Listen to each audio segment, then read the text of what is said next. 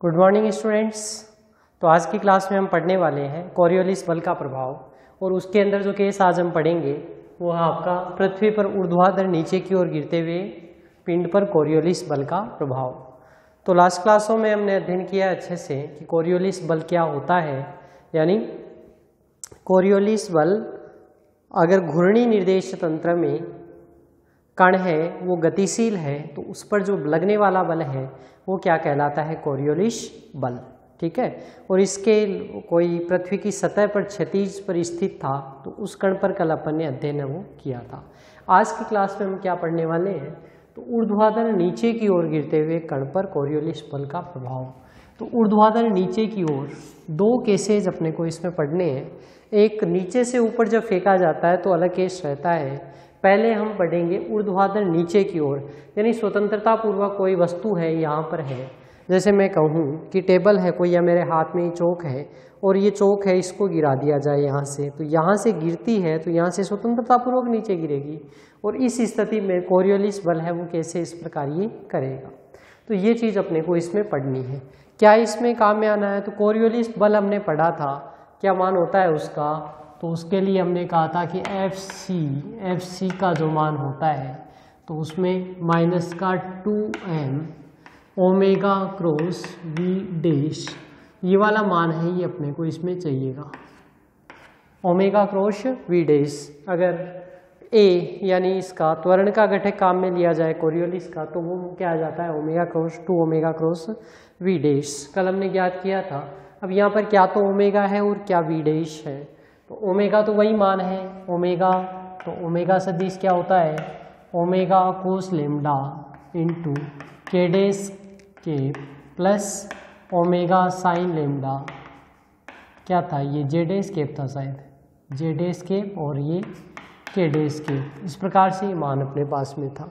कल जो कार्य ये मान काम में लिया था वही काम में लेना है अपने को, कोस लेमडा और साइन लेमडा। अच्छा, दूसरा क्या है, तो पृथ्वी पर ऊपर की ओर गुरुत्वाकर्षण बल नीचे की ओर लगता है और ये जो कार्य करता है बल क्या करता है, ऊपर की ओर, यानी इसमें नीचे की ओर गिरता है तो नेगेटिव साइन लेते हैं अपन, क्योंकि ऊपर की ओर हमने क्या लिया था, इसमें एक्स एक्सिस जो जेड एक्सिस है वो अपन ने काम में लिया था, यानी 3 अपन ने एक्स एक्सिस काम में लिए थे। देखो, एक वापस कण की स्थिति याद करें कि मान लीजिए बिंदु P है, उसकी स्थिति क्या है, तो P पर एक कण एक जो कार्य कर रहा है एक्स एक्सिस की ओर, ये किस दिशा में है, पूर्व दिशा में। ठीक है। ऊपर की ओर जो उत्तर दिशा में काम कर रहा है इसको हमने क्या कहा था, जेड वाई या जेड एस्केप, आई डे एस्केप, जेड एस्केप। और तीसरा है वो क्या है, इसके लंबवत के डे एस्केप। ठीक है। तो लंबवत क्या है, बाहर की ओर है और ये क्या है, ऊपर की ओर है। तो जो वेग होगा इसका, तो चाल बराबर दूरी बट्टा समय, ये होता है ध्यान में अपने को। और त्वरण में परिवर्तन की दर यानी a/t, ये क्या हो गया आपका, वेग हो गया, v डैश कह सकते हैं अपन। और यहाँ पर a क्या है, तो स्वतंत्रता पूर्वक गिर रही है तो वस्तु तो क्या आ जाएगा, g। ठीक है। और किस तरफ कार्य कर रहा है, तो नीचे की ओर कर रहा है, इसलिए माइनस का g सॉरी। तो यहाँ पर वी डैश है वो अपने को काम में लेना है। अच्छा, वेग में परिवर्तन की दर होता है त्वरण, a बराबर v/t, ये मान होता है। तो v बराबर क्या लिख सकते हैं अपन, at, तो इसको मैं क्या कह सकता हूँ, माइनस का gt। ठीक है ना, g गुरुत्वीय त्वरण है और t क्या हो जाएगा इसमें, इसका समय का घटक। अच्छा, दिशा क्या होगी इसकी, तो ऊर्ध्वाधर ऊपर की ओर है वो कौन सी है आपकी, एक्स वाई, और इनके लंबवत क्या है, जेड एक्सिस। तो यहाँ पर ये क्या है, विपरीत दिशा में लग रहा है। ऊर्ध्वाधर बाहर की ओर है वो तो कौन सा आपका, के डैश केप या जेड एक्सिस, और इसके विपरीत दिशा में, क्योंकि ये क्या हमेशा नीचे की ओर लगेगा इसलिए इसको नेगेटिव साइन से मैंने डिनोट किया है। तो वी डैश बराबर क्या हो जाएगा, वी डैश बराबर माइनस का GT के डैश केप। ठीक है। तो ओमेगा का मान आ गया और क्या आ गया, वी डैश का मान है वो आ गया, क्या मान रहा, माइनस का GT इंटू के डैश के। ठीक है ना। तो पृथ्वी पर ऊर्ध्वाधर कोई माना कोई स्मॉल m द्रव्यमान का कोई कण है वो गुरुत्वाकर्षण के कारण h ऊंचाई से नीचे की ओर गिरता है, तो t सेकंड पश्चात कण का वेग होगा, उसका मान क्या हो जाएगा, v डैश बराबर माइनस का gt इंटू के डैश के। ठीक, और यदि इस स्थान पर लेमडा अक्षांश हो तो घूर्णी निर्देश तंत्र का कोणीय वेग क्या हो जाएगा, ओमेगा सदिश, जो मैंने लिख रखा है। तो पिंड पर लगने वाला कोरियोलिस बल है उसका क्या घटक हो जाएगा, तो माइनस का 2m omega cross v dash, समीकरण नंबर 1। अब समीकरण 1 में आप मान रख सकते हैं, तो मान जब पुटअप करेंगे इसमें तो क्या आ जाएगा इसका, माइनस का 2m i dash cap j dash cap और के डैश केप। ठीक है, और इसके अंदर और क्या हो जाएगा, तो इसका घटक। अब देखो पहला क्या है, ओमेगा क्रॉस वी डैश, तो पहले क्या आएगा, ओमेगा आएगा। ओमेगा में देख लीजिए पहला क्या है, आई डैश केप है क्या, कोई गुणांक कुछ नहीं है, तो वो क्या आ गया 0। दूसरा क्या आ गया, जे डैश केप का ओमेगा कोस लेमडा। तीसरा क्या है, के डैश केप का ओमेगा साइन लेमडा। ठीक है, तो omega cos lambda, omega sine lambda. और इस वी डैश की बात अगर हम करें तो इसमें आई केप और जे केप दोनों ही घटक नहीं है, तो दोनों घटक क्या हो गए 0। तीसरा घटक क्या हो गया, माइनस का gt। ठीक है, तो माइनस का gt इंटू के डैश केप। सॉल्व कर सकते हैं इसको अपन आसानी से। पहला घटक आप देखेंगे आई केप के सापेक्ष आई डैश केप, तो देखो इसमें क्या हो जाएगा, omega cos lambda into minus gt। 0 into कुछ भी हो तो 0 हो जाएगा। तो आई डैश केप का क्या घटक हो जाएगा, माइनस का 2m, पहला पद माइनस का omega cos lambda into gt। ठीक है, omega cos lambda into gt, और क्या हो जाएगा इसका गुणांक आई डैश केप प्लस का जे डैश केप। देखो क्या बचेगा, तो जे डैश केप आप देखेंगे 0 और 0, कुछ नहीं बचेगा। अच्छा, तो तीसरा मान वो प्लस माइनस प्लस के डैश केप का आप घटक देखोगे, ये क्या हो गया 0, जे डैश भी नहीं बचेगा कुछ, और के डैश आप देखेंगे तो के डैश भी क्या होगा 0 हो जाएगा। ठीक है, तो दोनों मान 0 हो गए। मान क्या बच गया, केवल को omega cos lambda into gt i dash cap, j dash cap और के डैश केप, ये दोनों घटक क्या हो गए, इसमें आपके 0 हो गए। माइनस माइनस गुणा करेंगे तो ये मान कितना हो गया, प्लस का 2m omega cos lambda into gt i dash cap. ये हमारे माइनस माइनस प्लस हो गया। ये किसका मान आ गया हमारे पास में, FC। ठीक है, यानी ऊर्ध्वाधर कर कोई वस्तु है, पिंड है, वो नीचे की ओर गिर रहा है, और नीचे की ओर गिरने के कारण उसका जो कोरियोलिस बल का घटक है ये अपने को इसमें प्राप्त हो गया। आई डैश केप की दिशा क्या है, पूर्व की ओर है, तो उत्तरी गोलार्ध में ऊर्ध्वाधर नीचे की ओर गिरता हुआ पिंड है वो किधर विस्थापित होगा, तो उत्तरी गोलार्ध में। 2 गोलार्ध है, कल भी अपने डिस्कशन किया था, तो यहाँ पर ये उत्तरी गोलार्ध है। अगर इसमें ऊर्ध्वाधर नीचे की ओर पिंड गिर रहा है तो देखो किधर विस्थापित होगा, तो आई डैश केप एक ही घटक है यानी इसकी ओर विस्थापित होगा। आई डैश केप हमने क्या माना था, आई डैश केप यानी x पूर्व दिशा में, तो ये किधर विस्थापित होगा, ये आपका पूर्व दिशा की ओर विस्थापित होगा।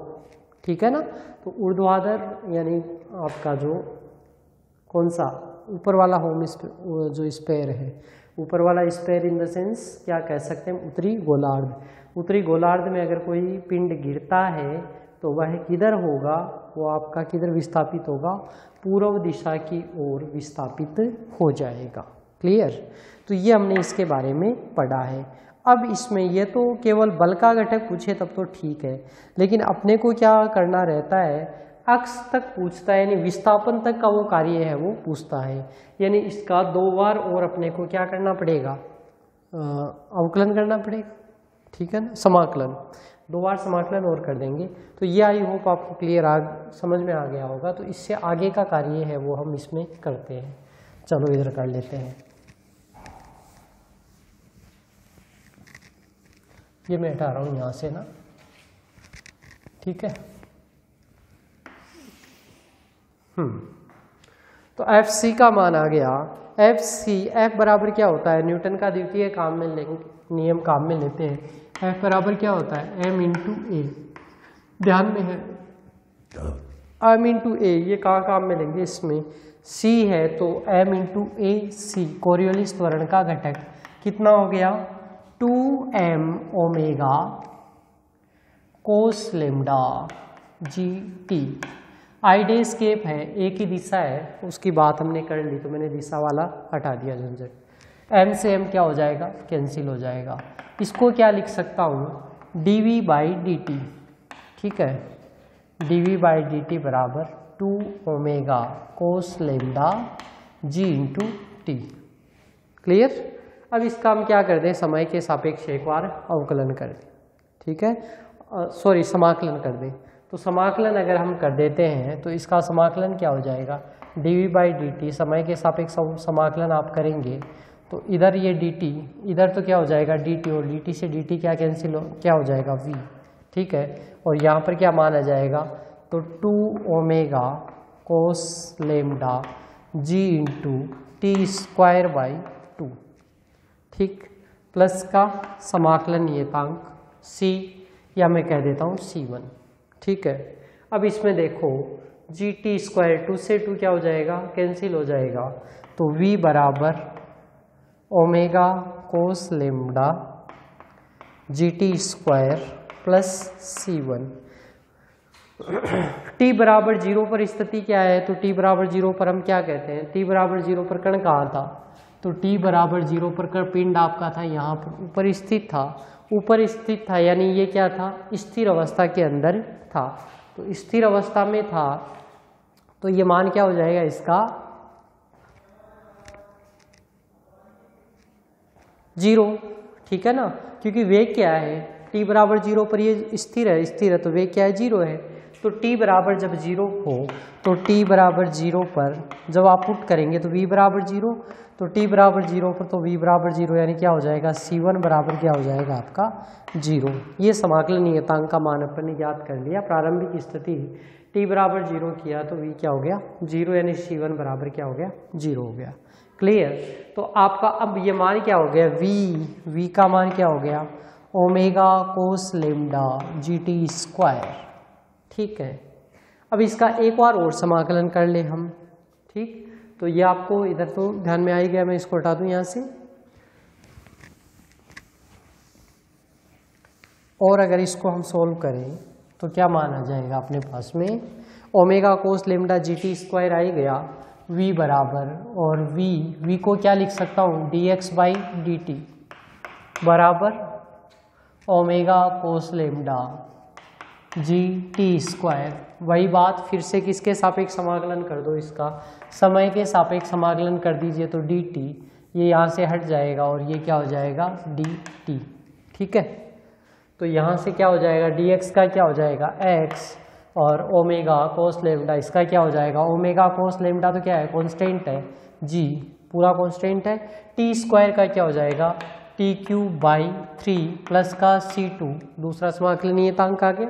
अब इसके अंदर इसका भी देख लो कि कितना ये गिरता है जब t बराबर 0 हो, तो t बराबर जब 0 हो तो कितनी दूरी इसने तय की, तो निश्चित रूप से देख रहे हैं आप t बराबर 0 है तो यहाँ तो क्या हो गया कोई दूरी तो इसने तय की नहीं, तो x भी क्या हो गया 0 हो गया, ठीक है। तो ये मान क्या हो जाएगा, यानी जैसे अपन ने t बराबर 0 पर v बराबर 0 तो c1 बराबर 0 आया था, ऐसे ही क्या हो जाएगा c2 बराबर भी क्या हो जाएगा आपका 0 हो जाएगा, और c2 0 हो जाएगा तो x बराबर क्या हो गया omega cos lambda G T cube 1/3, ठीक है। ये हमारे पास किसका मान आ गया, इसमें ये हमारे पास में विस्थापन का मान है वो आ गया कि t समय के अंदर जब वस्तु ये t समय में कितना क्रॉस करेगा, तो स्वतंत्रता पूर्वक कोई पिंड गिर रहा है तो वो t समय में इतना जो विस्थापन है वो तय करेगा या इतनी दूरी है वो तय करेगा, ठीक है। ये हमने इसके बारे में पढ़ा है। अब इसमें h को इसमें और इंक्लूड कर देते हैं।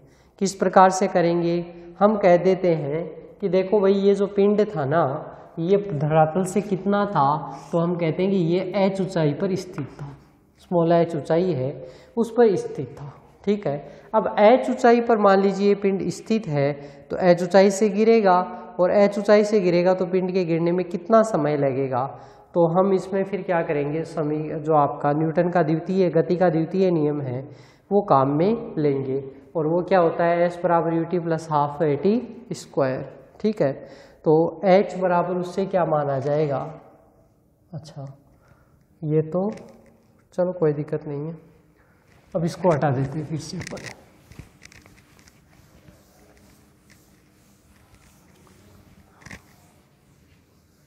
तो ये मान कितना आ गया, h की बात अपन चल रही है, h बराबर क्या हो जाएगा, तो h बराबर 1/2 GT स्क्वायर, h बराबर हाफ AT स्क्वायर। ठीक है ना, a की जगह क्या आ गया, g आ गया। तो हमें क्या करना है, t की जगह h करना है, कन्वर्ट करना है।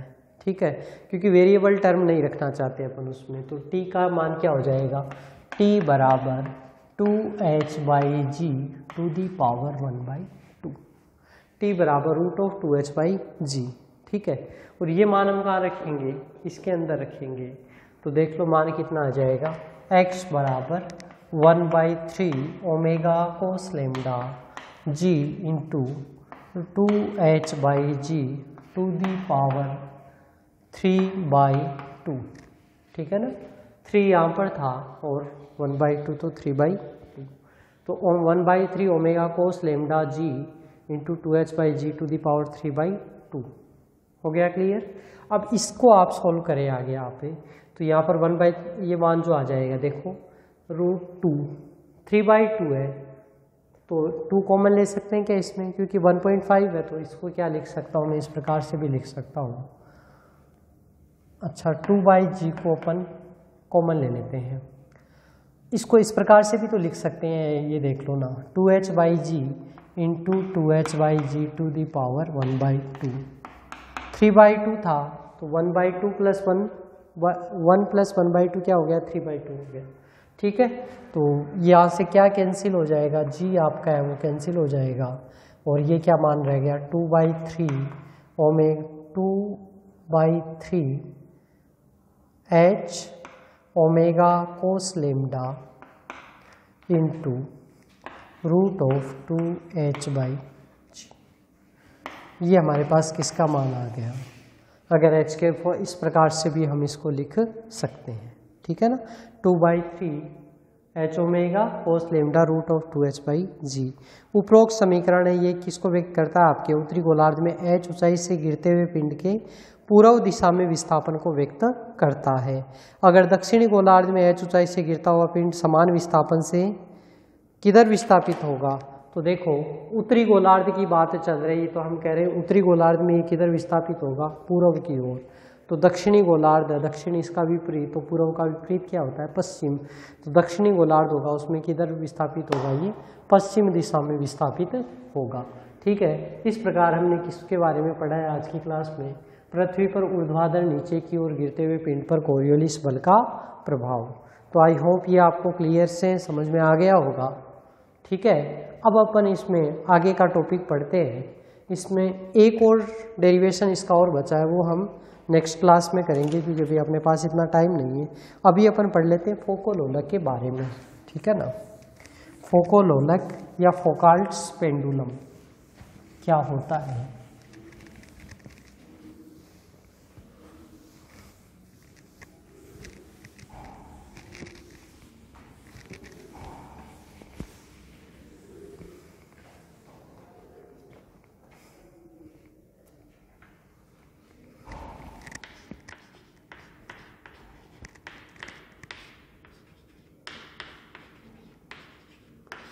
फोको लोलक क्या होता है, फोको लोलक तो ये सरल लोलक होता है जिसमें 28 किलोग्राम के पिंड को 70 मीटर के तार द्वारा दृढ़ आधार से लटकाते हैं, और आवर्तकाल कितना होता है, 17 सेकंड इसका आवर्तकाल है ये होता है।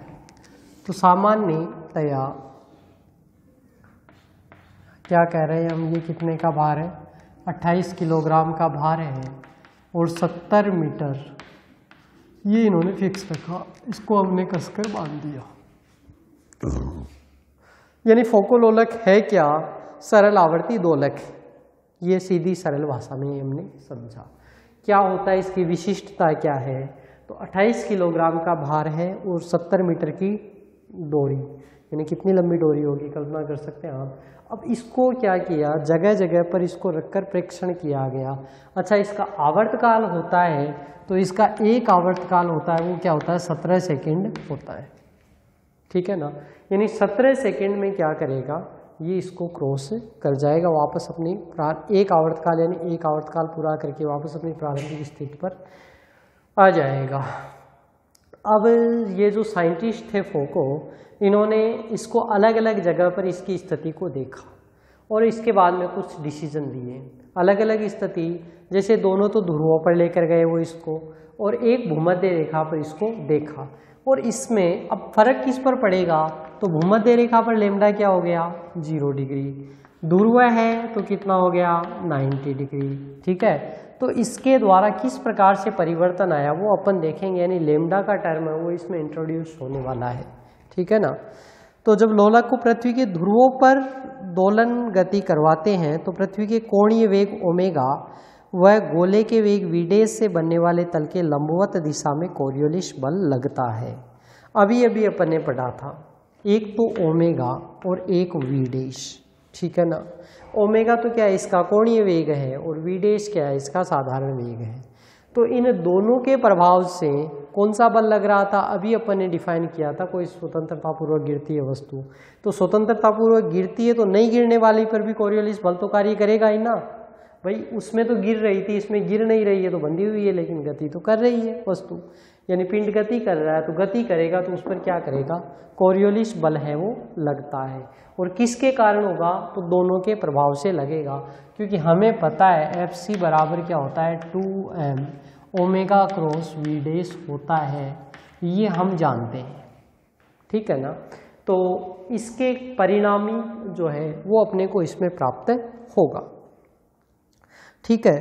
तो लंबवत दिशा में कोरियोलिस बल लगेगा, जिसके कारण लोलक है वो ओमेगा कोणीय वेग से पृथ्वी के घूर्णन के विपरीत दिशा में घूर्णन करता है और कुछ समय पश्चात प्रारंभिक अवस्था में आ जाता है। इन्होंने क्या देखा, इन्होंने कहा कि इस कोरियोलिस बल के कारण पृथ्वी क्या करेगी, तो पृथ्वी पश्चिम से पूर्व की ओर घूर्णन गति करती है, लेकिन ये कोरियोलिस बल किधर लगेगा, तो इसके विपरीत दिशा में लगता है, ठीक है ना। यानी इसके विपरीत दिशा में ये जो बल है वो लगेगा, ठीक। और इसके कारण क्या होगा, तो लंबवत, ठीक है, कण क्या होगा, कुछ समय पश्चात प्रारंभिक स्थिति में आ जाएगा। अब ये तो हमने कह दिया, चलो ये इन्होंने स्थिति देखी। यदि लोलक है वो लेमडा अक्षांश पर स्थित हो तो पृथ्वी के कोणीय वेग का क्षैतिज घटक और ऊर्ध्वाधर घटक कौन कौन से होते हैं, तो क्षैतिज घटक है वो क्या है ओमेगा कोस लेमडा, और ऊर्ध्वाधर घटक क्या है ओमेगा साइन लेमडा। भाई ओमेगा की दो वैल्यू मानी थी ना आपने, omega cos lambda J dash के प्लस ओमेगा साइन लेमडा के डैश के। तो ओमेगा साइन लेमडा के डैश के और के डैश जेड एक्सिस, और जेड एक्सिस क्या किधर कार्य कर रहा है, इसके लंबवत, पृथ्वी के लंबवत बाहर की ओर गति करता है। तो उस स्थिति में वहां पर जो होगा उसका मान तो कितना हो गया, यानी ये ऊर्ध्वाधर घटक है वो तो कितना हो गया ओमेगा साइन लेमडा, और जो क्षैतिज घटक यानी पृथ्वी की सतह पर है वो क्या हो गया ओमेगा कोस लेमडा, ठीक है ना। तो ये दोनों घटक होंगे। ऊर्ध्वाधर घटक द्वारा लोलक के वेग के लंबवत क्षैतिज दिशा में कोरियोलिस बल लगेगा, जो दोलक तल को उत्तरी व दक्षिणी गोलार्ध में क्रमशः दक्षिणावर्ती और वामावर्ती दिशा में ओमेगा साइन लेमडा कोणीय वेग से घूर्णन करवाता है। क्या कह रहे हैं हम कि इसके कारण से ये इस वेग से घूर्णन करेगा, ठीक है। किस प्रकार से करेगा, तो अगर उत्तरी गोलार्ध है तो दक्षिणावर्ती, और अगर दक्षिणी गोलार्ध है तो वामावर्ती से कार्य है वो करेगा, ठीक है। और इसके परिणाम स्वरूप क्या होगा, क्षैतिज घटक द्वारा दोलन तल में कोई परिवर्तन नहीं होगा। यानी हम कह रहे हैं कि दो घटक है, एक क्षैतिज घटक है और एक क्या है ऊर्ध्वाधर घटक। तो क्षैतिज घटक तो हम पहले से ही कह रहे हैं कौन सा है, देखो ये वाला कोस लेमडा, इसके द्वारा तो कोई परिवर्तन नहीं होगा। और ये है, ये इसको ऊर्ध्वाधर घटक है, ये प्रभावित करेगा। ठीक है, यानी परिणामी किसके कारण मिलेगा अपने को? ओमेगा साइन लेमडा के कारण ही मिलेगा। ठीक है, तो ओमेगा साइन लेमडा के कारण से अपने को प्रभावी आवर्तकाल मिलेगा। अतः लोलक के तल का जो लोलक के तल का घूर्णन काल है, जो लोलक का तल है वो घूर्णन करेगा, और वो उसका आवर्तकाल कितना होगा। तो बात ये है कुल मिलाकर कि इसका आवर्तकाल कितना होगा। तो भाई आवर्तकाल होगा इसका ये t बराबर 2π/ओमेगा साइन लेमडा, ये इसका आवर्तकाल होगा। ठीक है ना। फिर से रिपीट करता हूँ, क्या कहा मैंने? 28 किलोग्राम भार, 70 मीटर की दूरी, ये डोरी, इससे बांधकर इसको अलग अलग जगह प्रेक्षण किया गया। प्रेक्षण से क्या देखा गया? प्रेक्षण से ये देखा गया कि इसके ओमेगा, क्योंकि पृथ्वी क्या है? पृथ्वी है एक घूर्णी निर्देश तंत्र, क्योंकि अपने एक्सिस के ऊपर पृथ्वी अगर ये है तो ये अपने एक्सिस पर सदा क्या करती है? घूर्णन करती है, और इस घूर्णन के कारण ये क्या हो गया? घूर्णी निर्देश तंत्र हो गया। ठीक है, इस घूर्णी निर्देश तंत्र के कारण अपने को यहाँ पर कुछ ना कुछ मान है वो प्राप्त हो जाएगा। तो हमने देखा कि इसके दो घटक ओमेगा कोस लेमडा और ओमेगा साइन लेमडा। कोस लेमडा है वो क्षैतिज घटक है जो कि कोई परिवर्तन नहीं करता है, जबकि ओमेगा साइन लेमडा जो कि ऊर्ध्वाधर घटक है उसके कारण परिवर्तन होता है। ठीक है, तो इसके कारण क्या परिवर्तन होगा? तो उत्तरी गोलार्ध रहता है उसमें तो दक्षिणावर्ती होता है, और इसमें क्या होता है? वामावर्ती परिवर्तन है वो होता है। ठीक, तो ये परिवर्तन होता है, और इसके कारण आवर्तकाल में क्या परिवर्तन होता है? तो ये परिवर्तन इसका होता है। अब हम कहते हैं कि क्या क्या इसकी स्थिति रहती है। तो मैं पढ़ता हूँ केस फर्स्ट। केस फर्स्ट में कहता हूँ कि पोल्स, 8 पोल्स, ध्रुवों पर क्या स्थिति है? तो भाई ध्रुव पर लेमडा कितना हो गया आपका? 90 डिग्री। ठीक है, 90 डिग्री हो गया, तो t बराबर क्या आ गया? t बराबर 2π/ओमेगा। साइन 90 का मान क्या हो जाएगा? 1 हो जाएगा, और t बराबर क्या आ गया? 2π/ओमेगा। t बराबर 2π/ओमेगा होता है, यानी आवर्तकाल के बराबर होता है, और पृथ्वी का आवर्तकाल कितना होता है? 24 आवर्स। तो ये हमारे पास में किसका मान आ जाएगा? 24 आवर्स जो है ये किसका मान आ जाएगा आपके पास में यहाँ पर? केस फर्स्ट यानी ध्रुवों के ऊपर इसकी स्थिति है वो हो जाएगी। केस सेकंड, जो केस सेकंड है उसको हम क्या कह सकते हैं? एट इक्वेटर, इक्वेटर यानी भूमध्य रेखा पर। तो भूमध्य रेखा पर क्या हो जाएगा? लेमडा बराबर कितना हो गया? 0 डिग्री। 0 आप कर दो तो साइन 0 क्या होता है? 0, और 0 का भाग लगाएंगे तो क्या आ जाएगा? आवर्तकाल कितना हो जाएगा? इन्फिनिटी, यानी ये क्या करेगा? सतत चलता रहेगा। ठीक है ना, आवर्तकाल ये कितना हो जाएगा इसका? इन्फिनिटी। और भी केस है वो अब आप देख सकते हैं। केस थर्ड कितने भी एंगल पर आप लेकर इसको देख सकते हैं। जैसे मैंने कह दिया कि लेमडा बराबर क्या है? 45, तो साइन 45 क्या होता है? 1/√2, तो 1/√2, तो ये क्या हो जाएगा? 24, या इसको हम क्या कह सकते हैं? t बराबर 2π/ओमेगा इंटू 1/√2। 2π/ओमेगा का मान कितना है? 24, और ये √2 ऊपर जाकर क्या हो जाएगा? गुणा, तो 24√2 आवर्स। ये किस में मान आ जाएगा इसका? केस थर्ड के अंदर आ जाएगा। ठीक है, तो ये हमने किसके बारे में पढ़ा? फोको लोलक के बारे में पढ़ा है। तो फोको लोलक का जो क्वेश्चन है आपका 1.5 नंबर का एक क्वेश्चन है, और जो वो पहले वो बताया है, पृथ्वी स्वतंत्रतापूर्वक गिरती हुई वस्तु पर कोरियोलिस बल का प्रभाव, ये आपका 3 नंबर का भी आ सकता है, 4.5 नंबर। ये आपको लगता होगा 3 या 4.5 कैसे? तो एग्जाम में कई बार ऐसा रहता है कि ये क्वेश्चन है वो 4.5 का आ जाता है, या कई बार 3 नंबर का भी एग्जामिनर दे सकता है। ठीक है, यानी पिछली बार वाला बड़ा क्वेश्चन था और ये वाला है वो क्या है? छोटा क्वेश्चन है। ठीक है, तो आई होप आपको क्लियर आ गया होगा।